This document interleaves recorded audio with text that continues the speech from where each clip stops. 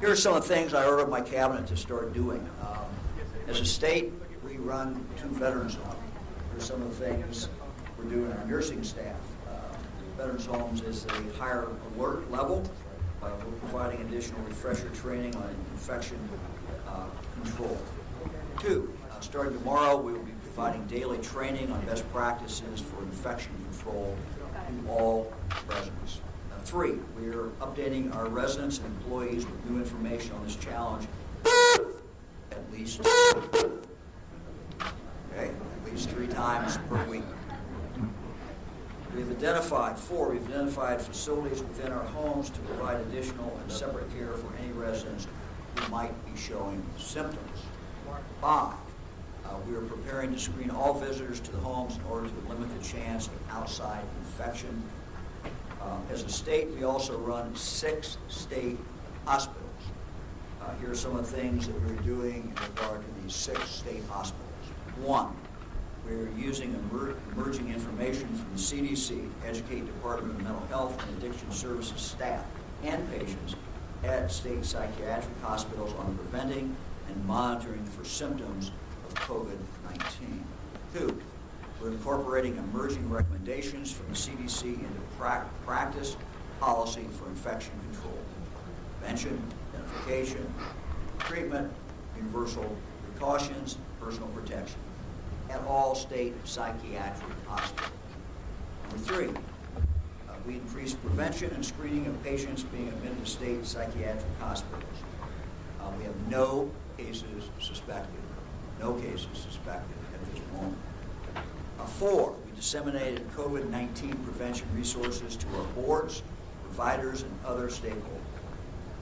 12,000 behavioral health stakeholders subscribe to our distribution list. We have an emphasis on using trusted resources, Department of Health, for example, and CDC, for educational materials for communities to help manage fear and anxiety in responding to the pandemic. Regarding state properties, I ordered the Department of Administrative Services, DAS, to have hand sanitizers installed in the elevator lobbies of all DAS-managed facilities, and will be upgrading and installing signage in public restrooms on the importance of hand washing. We provided vendor information in non-DAS managed state-owned facilities to purchase hand sanitizers and other supplies. DAS has met with the cleaning vendors and increased cleaning of DAS managed facilities. A heightened sense of urgency in what we do for prevention. At the same time, you're again telling all Ohioans, go about your business, live your lives, do what you need to do, do not in any way panic. Being prepared is different from being panicked. Regarding an employee flu vaccine clinic, we completed an additional round of flu vaccination clinics at DAS-managed facilities, plus DRC, DYS, DPS, ODOT. We have those scheduled on the calendar. These will be occurring very quickly. We are working with our human resource departments of agencies at non-DAS managed facilities if they would like access to a second round of flu clinics. Regarding IT support, our network and Office of Information Security and Privacy are closely monitoring the Department of Health websites, odh.ohio.gov, and that's odh.ohio.gov, and coronavirus.ohio.gov. That's coronavirus.ohio.gov. We provide additional internet bandwidth during expected periods of high traffic and increased potential for cyber threats. Regarding procurement, maybe more than you all want to know. We're trying to demonstrate what we're doing, letting everybody know what we're doing, and we're asking nursing homes, we're asking anybody who runs any facility with people to follow the similar type activity. We need to lead by example, and that's been my instruction to our team. We're working to make it easier for our agencies to expedite the procurement of things such as cleaning products, access to hand sanitizers, hand washing soap. Regarding continuity of government business, DAS completed an internal tabletop exercise to refresh key individuals on their responsibilities for emergency support function.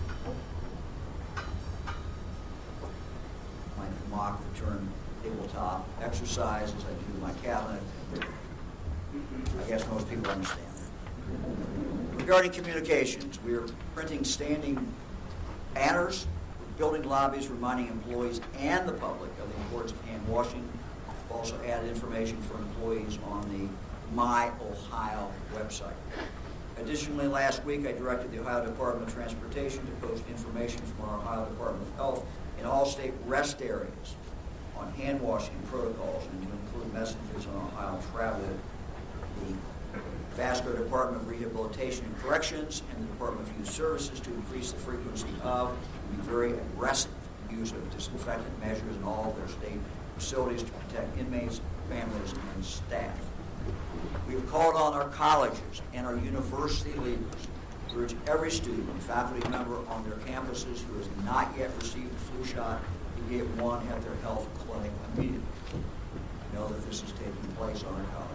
We ask our college and university leaders to prohibit college travel to nations where the CDC is recommending no travel, such as China and South Korea. And we also know that our state universities are moving forward, as well as many of our private, to bring students back from infected areas such as Italy, and that has been moving forward. We've asked colleges and universities to also take appropriate action to accommodate students who are studying abroad and may need to come back to the United States.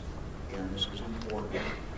Families who've sent children overseas, as my wife Fran and I have in the past, this is very disruptive. They have to come home, and we certainly assure that our colleges and universities are going to be able to provide that education in that semester or quarter, continue